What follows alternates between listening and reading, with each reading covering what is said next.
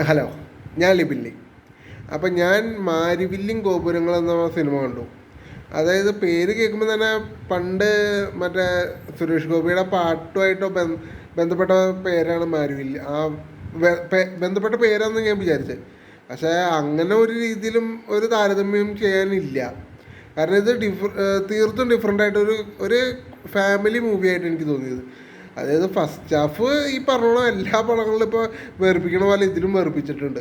Second half തുടങ്ങി നല്ല comedy, നല്ല രസമായിട്ട്. അതായത് ഇതിലിപ്പോൾ മെയിൻ പറയുകയാണെങ്കിൽ അയ്യോ,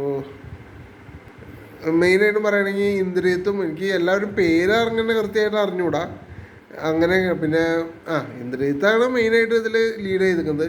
പിന്നെ ഇന്ദ്രിയത്തിന് അനീനായിട്ട് അഭിനയിച്ചവനും നല്ല രസമായിട്ട് ചെയ്തിട്ടുണ്ട്. പൊതുവെ നോക്കി പറയുകയാണെങ്കിൽ പടം ഒരു ആവറേജ് ആയിട്ട് എനിക്ക് തോന്നിയത്. അതായത് ഒരു വൺ ടൈം വാച്ചബിളായിട്ട് എനിക്ക് ഫീൽ ചെയ്തു. പിന്നെ ഫാമിലിക്കൊക്കെ ധൈര്യമായിട്ട് കയറാം. കാരണം ഒരു സെക്കൻഡ് ഹാഫ് എന്ന് പറഞ്ഞാൽ നല്ല കോമഡിയും കാര്യങ്ങളൊക്കെ ആയിട്ട് ഒരു ഫാമിലി എൻ്റർടൈനറായിട്ടാണ് പോണത്. അപ്പോൾ ആവറേജായിട്ട് ഞാൻ കൂട്ടുന്നത്. എന്തായാലും കണ്ടു നോക്ക്.